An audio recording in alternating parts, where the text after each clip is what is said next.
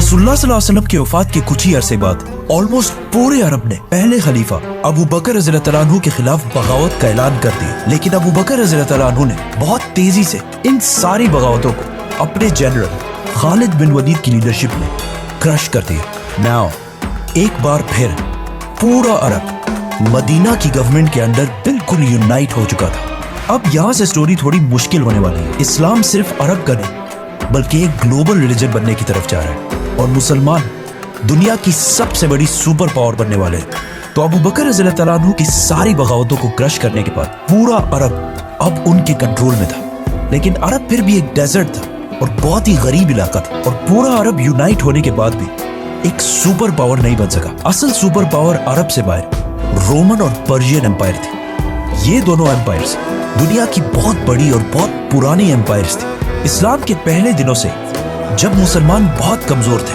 रसूलुल्लाह सल्लल्लाहु अलैहि वसल्लम बार बार उन सख्त हालात में भी फरमाते थे कि एक दिन हम रोमन और पर्शियन एम्पायर को फतह करेंगे, जिस पर मक्का के लोग इनका हमेशा बहुत मजाक उड़ाते थे। लेकिन अब सिर्फ कुछ ही साल बाद मदीना की रियासत इन दोनों सुपर पावर्स से टकराने वाली थी और आप सल्लल्लाहु अलैहि वसल्लम की इस बात को पूरा करने के लिए अल्लाह ने पहले से प्लानिंग की हुई। मतलब जब मुसलमान हिजरत के बाद मदीना में आहिस्ता आहिस्ता सेटल हो रहे थे, उसी टाइम रोमन और पर्शियन एम्पायर आपस में बहुत सख्त लड़ाई चल रही थी, जिसे हम इस वीडियो में एक्सप्लेन कर चुके हैं। इन दोनों एम्पायर्स की आपस में इतनी सख्त लड़ाई हुई थी कि अब ये दोनों एम्पायर्स पहले जैसी स्ट्रांग नहीं रही थी और आपस में लड़ लड़ कर दोनों सुपर पावर्स बहुत कमजोर हो चुकी थी, जिसकी वजह से ये मुसलमानों के पास बेस्ट टाइम था कि इन दोनों सुपर पावर्स को वंस एंड फॉर ऑल खत्म कर दिया जाए, क्योंकि ये दोनों एम्पायर्स इस्लाम के लिए सबसे बड़ा खतरा थे। फॉर एग्जाम्पल रोमन एम्पायर की बादशाह हेराक्लियस, उन्होंने जंगी मुता और जंगी तबूक में मुसलमानों को खत्म करने की कोशिश भी की,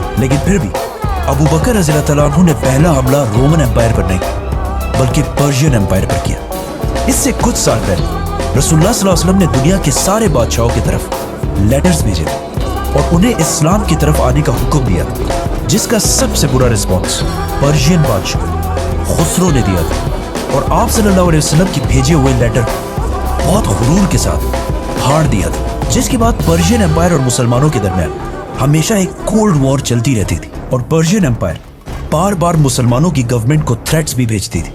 लेकिन आप सल्लल्लाहु अलैहि वसल्लम के लेटर को फाड़ने के बाद उसी पर्शियन बादशाह खुसरो के बेटे ने उसे कत्ल करके खुद पूरे ईरान का बादशाह बन गया। लेकिन कुछ ही अरसे बाद उस बेटे के आर्मी चीफ ने उसे तख्त से हटा दिया और खुद बादशाह बन गया।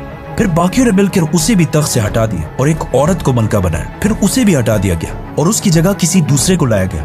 फिर उसे भी हटा दिया गया। मतलब बिल्कुल थोड़े से अरसे में ईरान के 10 बादशाह बदले गए। इस सब की वजह से ईरान की गवर्नमेंट बाकी दोनों के मुकाबले में बहुत कमजोर हो चुकी थी। जिस तरह अगर आज हमारे मुल्क को देखा जाए तो पिछले कुछ ही सालों में पाकिस्तान में 7-8 प्राइम मिनिस्टर्स को थोड़े थोड़े अरसे के बाद बदला गया है और in the same time India और बांग्लादेश में एक ही लीडर रहा है, जिसकी वजह से पाकिस्तान इन दोनों कंट्रीज से बहुत पीछे रह चुका है। उसी तरह पर्शियन एम्पायर भी अपने लीडर्स के बार बार चेंज होने की वजह से बहुत कमजोर हो चुका था और इस बात का मुसलमानों के लीडर अबू बकर रज़ियल्लाहु तआला अन्हु को बहुत अच्छी तरह पता था। इसीलिए बगैर कोई टाइम वेस्ट किए उन्होंने 2 बड़े फैसले किए कि पर्शियन एम्पायर पर हमला करने वाली फौज में सिर्फ और सिर्फ वो मुसलमान होंगे जो खुद इस जिहाद के लिए वॉलंटियर करें और जो ना लड़ना चाहें वो ना लड़े। दूसरा फैसला ये कि उन्होंने अपने बेस्ट जनरल खालिद बिन वलीद को लेटर भेजा कि जंगी यमामा में मुसलमा को हराने के बाद वापस मदीना नहीं बल्कि अपनी फौज को लेकर पर्शियन एम्पायर की तरफ जाओ। तो खालिद बिन वलीद 18,000 मुसलमानों को लेकर पर्शियन एम्पायर ईरान की तरफ रवाना हुए। ईरान उस जमाने में बहुत बड़ा था। खालिद बिन वलीद जिस इलाके को फतह करने के लिए गए उसे आज के जमाने में कुवैत कहा जाता है, जहाँ बहुत सारे पर्शियंस और अरबी दोनों आबाद थे। जाने से पहले खालिद बिन वलीद ने पर्शियन जनरल को लेटर लिखा कि या तो इस्लाम कबूल कर लो और या जिजिया देने के लिए तैयार हो जाओ, वरना उसके बाद जो होगा उसके जिम्मेदार तुम खुद होगे, क्योंकि मैं तुम्हारी तरफ ऐसे मर्दों को लेके आ रहा हूं जो मौत शहादत से इतनी ही मोहब्बत करते हैं जितनी तुम सारे अपनी जिंदगी से करते हो। लेकिन ऑफ कोर्स उन्होंने बात नहीं मानी, जिसके बाद खालिद बिन वलीद ईरान की प्रोविंस कुवैत में दाखिल हुए। कुवैत के गवर्नर ने अपने बादशाह पर्शियन एम्परर से मदद मांगी, लेकिन ईरान के बादशाह ने सोचा कि अरबों की इतनी औकात नहीं है कि वो द ग्रेट पर्शियन एम्पायर से लड़ सके, तो उन्होंने मुसलमानों की फौज को इतनी अहमियत नहीं दी और अपने गवर्नर की एक्स्ट्रा फौज के साथ मदद नहीं की। सुपर पावर पर्शियन एम्पायर के बादशाह ने मुसलमानों को उसी तरह लाइटली लिया जिस तरह 9/11 के बाद सुपर पावर अमेरिका ने अफगानिस्तान को लिया था और 20 साल जंग के बाद भी बहुत बुरी तरह हार गए थे। ईरान कोई छोटी सी एम्पायर नहीं थी, बल्कि पिछले हजारों साल से दुनिया की सबसे बड़ी सुपर पावर्स में से एक थी, जिसकी लड़ाई हमेशा वेस्ट में रोमन एम्पायर के साथ होती रहती थी। और अरब की पिछले हजारों साल से कभी भी इतनी हिम्मत नहीं हुई थी कि वो पर्शियन एम्पायर के सामने सर उठा सके, क्योंकि इस्लाम से पहले अरब कभी यूनाइट हुआ ही नहीं था। ईरान के बादशाह की इस गलती से मुसलमानों को बहुत ज्यादा फायदा हुआ और 18,000 मुसलमान फुल स्पीड कुवैत के पहले शहर कज़ीमा की तरफ रवाना हुए। ये देखकर कुवैत का गवर्नर भी अपनी 30 या 40 हजार की फौज लेकर उसी शहर की तरफ रवाना हुआ जहां मुसलमान जा रहे थे। लेकिन जैसे ही उनकी सारी फौज वहां पहुंची, उन्होंने देखा कि मुसलमान इस सिटी नहीं बल्कि एक दूसरी सिटी हुफैर पहुंच चुके हैं। तो कुवैत का गवर्नर भी वापस उसी सिटी की तरफ जाने लगा। जैसे ही उनकी फौज वापस हुफैर पहुंची, खालिद बिन वलीद मुसलमानों को लेकर वापस पहली सिटी कज़ीमा की तरफ चले गए और वहां पहुंचकर सारे आराम करने लगे। तो वो दोबारा अपनी सारी फौज लेकर वापस कज़ीमा की तरफ चला गया। लेकिन जैसे ही उसकी फौज बिल्कुल थक हार कर कज़ीमा पहुंची, उन्होंने देखा कि सामने मुसलमानों की सारी फौज बिल्कुल रेडी उनका इंतजार कर रही है, जिसकी वजह से इस फौज को रेस्ट करने का कोई टाइम नहीं मिला। यह सब खालिद बिन वलीद की जबरदस्त प्लानिंग थी कि पर्शियन फौज को जंग से पहले ही इतना थका दिया जाए कि वो जंग के दिन लड़ने के काबिल ही ना रहे।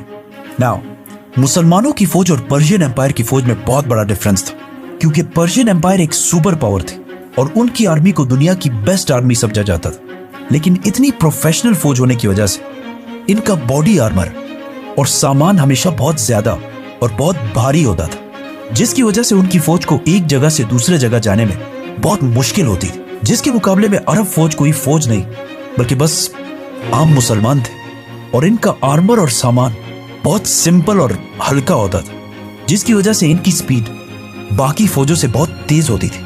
इस बात का खालिद बिन वलीद को बहुत अच्छी तरह पता था कि अगर हमें पर्शियन एम्पायर से जीतना है तो नंबर्स और ताकत से तो हम कभी भी इनका मुकाबला नहीं कर सकते।